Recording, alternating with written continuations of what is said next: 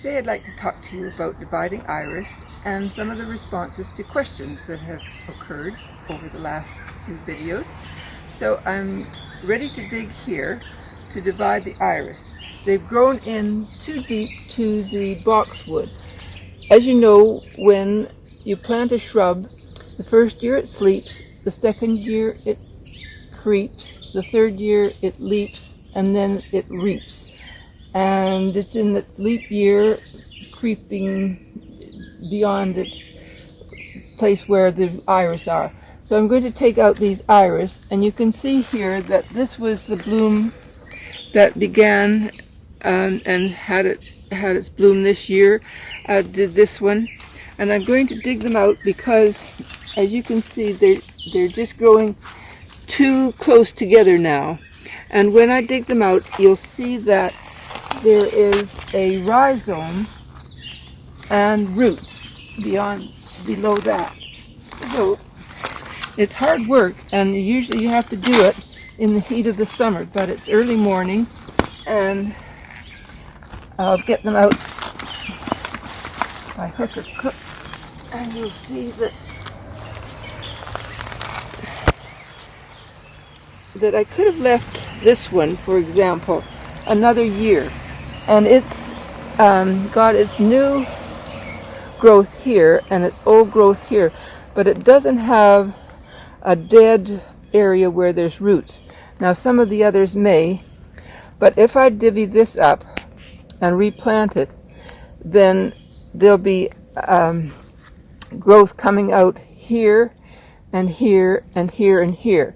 So two things that are important to realize about iris. One is that only the middle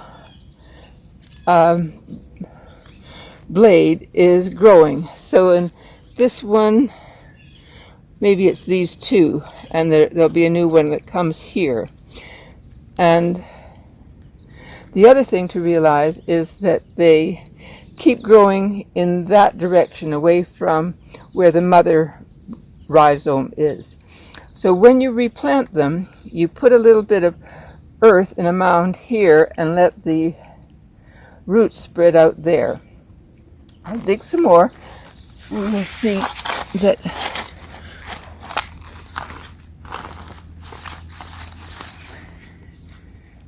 now this one still has lots of good root, and they're nice healthy root. The iris borer didn't get in there, and it's attracted to overcrowding. So that's one reason why you dig them out and get the roots divided, so that the iris borer doesn't take hold.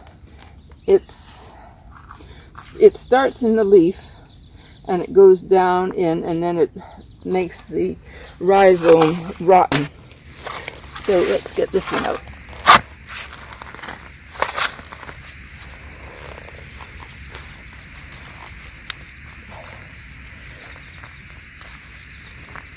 I don't want to dig too deep, although it's better for the iris, but I don't want to disturb the boxwood. And if you're buying boxwood, make sure you get the non-disease kind. This has been a disease resistant, and it's been fine. So now these could have been left another year. They don't have that dead area. Oh yes, they do. Here it is. So you could take, or where it was there, that would be the mother right here. And now you can cut this off and plant these two. See, that's the old stem. I guess there was two there. And I'll show you over here on my cutting board how you can easily do it. You can take a knife and just cut that last part off like that. Or you can take your clippers and cut it also. And then you want to take that stem off where the flower was, and with these you can cut them at an angle and then divvy them up and plunk them into water. Now my friend Jane Cunningham, who some of these came from, was growing them professionally, and in order to get rid of the nematodes, she would put them in water and add a little bleach, which is a good idea, but I haven't done that too faithfully, and mine have been fine. So that's a choice that you can have. Here's where the iris borer went down. See, it's all gooey, and the stem is, or the blade is rotten. So I'll cut that off and look for the iris borer in there, but he's not there. He's not down there that I can see. So good thing we did get this one going. Okay, now I'll plunk that in water, and then when I plant it, I'll plant the rhizome above the ground. They like a little bit of sun, but I'll make sure that these roots are spread out below the ground, and I'll make sure that they're all going in the same direction. So you know that they'll continue to grow that way, and to prevent overcrowding, I'll get them all to grow that way. You only have to do this 3 to 5 years, depending on how far apart you space them. So it's they're not a plant that deserves a lot of labor, but you do have to do it in the heat of the summer. So this is a medium-sized iris. There are over 500 species in the world, and this one is the one that blooms first in the spring. It's yellow, and it's, as you can see, quite short, so it can go into a spot that is in front. And oh, this is a good example of how old the mother rhizome is. This is all defunct. It's only where the roots come out that there's growth, and this is possibly the iris borer work too in here. It's in with the sedum, and here's another one that hasn't been transplanted for many a year, but you can see that it's grown this way, then out this way, and it's certainly time that was given a new bed, or the same bed, doesn't matter. But that's a nice short yellow one. Over here is a very little iris. It's blue, and it also blooms first thing in the spring. Let's see how its root and rhizomes are. It's just teeny weeny. So there's the mother, and here's the little guys that are growing off. And I'll cut this back like that, and then replant each of these. It's nice that they can grow out over the pavers. Then they'll provide some interest that makes the pavers have a jagged edge. Then there's also a one that I couldn't find now because it's ephemeral. That means it disappears in the summer, but it grows very, very early, as in March, and it's from a bulb, not a rhizome. So one of the things that's very useful to know is that you can empty your compost bucket, and I've lined mine with a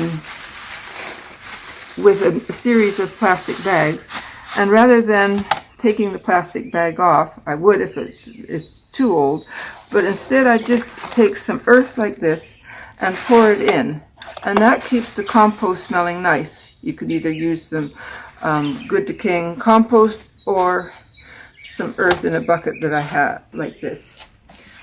So that makes it very easy. And the wheelbarrow is a good in-between spot too. In other words, I don't run out to the compost heap each time I have a bucket of compost. I just put it in the wheelbarrow, and then because it has the earth mixed in it, it stays nice and fresh smelling. So you can see that there's one stem from the tomato plant that has broken off in the wind, and I'm going to need a little help. So I brought with me some sandy soil that I can put on top of that, it can be compost, of course, and just bury it so that it will get roots going, and that will support those tomatoes that are coming. This little buried yogurt container has worked out well, so that there's good tomatoes that will soon be in a sandwich. So another question was, how much should you prune and when? The rule of thumb: prune only a third or less of a shrub or tree. Have nice sharp clippers, and that edge should be nice and sharp. And these kinds of clippers are the best to prune by, not the other ones that have too blunt edges. The rule of thumb, another rule of thumb, for when you should prune is just after the bush or tree or bush or tree have bloomed. And you can also do it well during its bloom time to make a bouquet. But I made the mistake of cutting the lilac tree down far too much, and it just grew into a nice bush without any blooms. So you want to cut the branches off, and the old blooms particularly, and to make them done before the buds are set for next year. I'd like to say thanks to Ellery McFarland, who's done the shooting and the editing for this film. We've completed 15 videos. I've enjoyed making them. I've enjoyed your comments. Please subscribe if you'd like to see the playlist for all of the videos, but you can access them anyway. And do write comments. I'll see you next time.